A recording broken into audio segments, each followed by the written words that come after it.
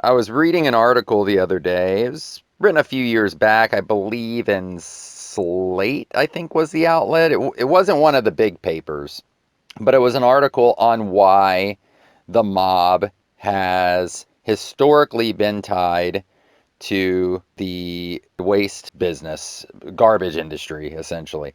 Prior to that, I had reread Philip Carlo's book on gas pipe Casso. That book is in my reference library. I'd read it a couple times prior, but there's a portion in that book that discusses two gentlemen who were starting up their own garbage collecting business. They were just straight up honest working guys. Their last names were Quebeca and Barstow.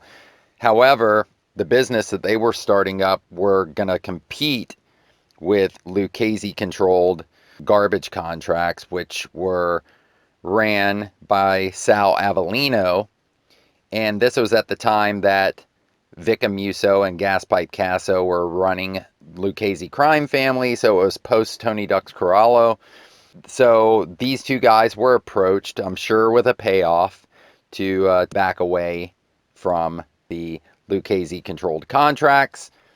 They obviously didn't take the money, didn't take the hint, and continued forward. So you know what the next step would be. They were sent physical threats. Eventually, as opposed to walking away, they approached law enforcement, who at the time in New York were investigating the mob's ties to waste management in the area.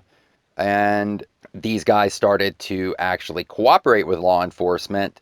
And through Gaspipe Casso's connection with the NYPD, with his mob cops, he was able to find out that these two guys were, in fact, confidential informants.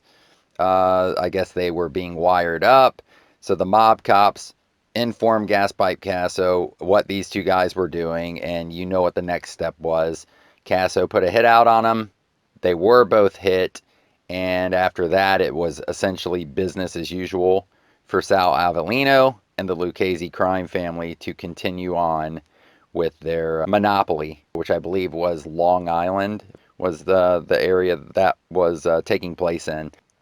So this is something that is historic, the ties with garbage collection and organized crime, specifically the Mafia.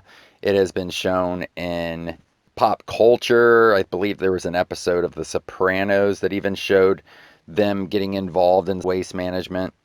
I just wanted to discuss what makes trash collection so attractive to the mob, and really it hits all the check marks. In areas where criminal organizations tend to bring in steady business and cash is in either selling drugs, fencing stolen goods, illegal gambling, protection and extortion rackets, shylocking, for example. All of these conform to the basic necessities of organized crime. They're all easy to get into. You need very little startup capital in a lot of these areas. They're easy to exploit. They're highly profitable. And the business of garbage collection essentially satisfies the same needs, but has the added bonus of being a legal, in-demand business that they can also make money on, but simultaneously clean their illegal gains through, launder money through.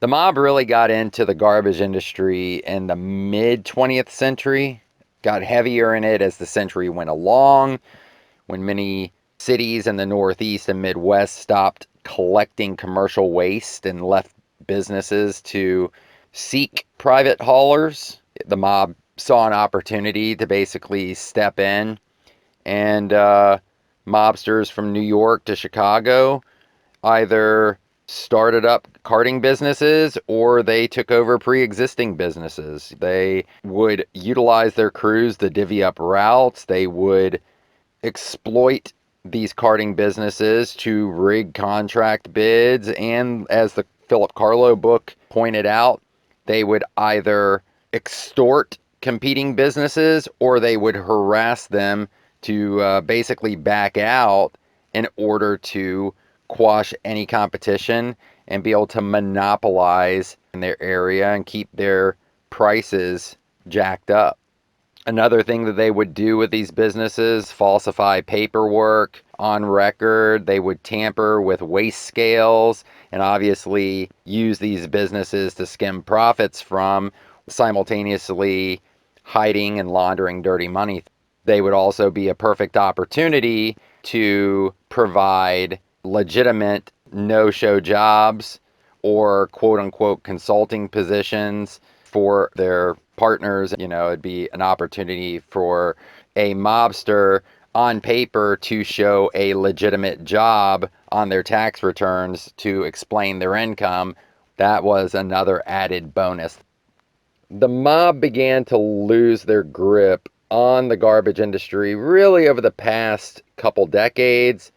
It's an industry that has just become very corporatized, and large waste management firms have stepped into these pre-existing mob-controlled territories, and these are just such large entities that the mob can't impose their will on them.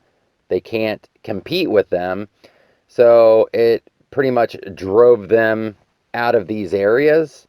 And in New York, under Mayor Rudy Giuliani's leadership, the NYPD had ran a large investigation on trash hauling, and that actually led to the creating of the Trade Waste Commission, which put a magnifying glass on that industry as well and really started regulating trash hauling, where, it's much more difficult for them to rig bids and do any illegal activity through the business itself. So that really made it pretty difficult as well. And a lot of other cities now have regulating commissions that keep an eye on these areas, and there's more accountability. So as far as the mob being involved in waste management today, they are now, where these large waste management companies have moved into the urban areas. Rural areas aren't as feasible for them to operate in. The collection is spaced out. There's far less collection. It's just much more overhead than what they're bringing in. So that leaves a window of opportunity to step into that void, pick up those contracts, and obviously they are not bringing in the money that they used to, now being pushed into more rural areas, but it still gives them a legitimate business to funnel illegal gains through, while it provides them a legitimate income source to show on paper as far as to the government and with the IRS, etc. So it's pretty interesting, the history of the mob's ties to the garbage industry, and that they still continue today to be tied to that, but on a much smaller scale than they had historically.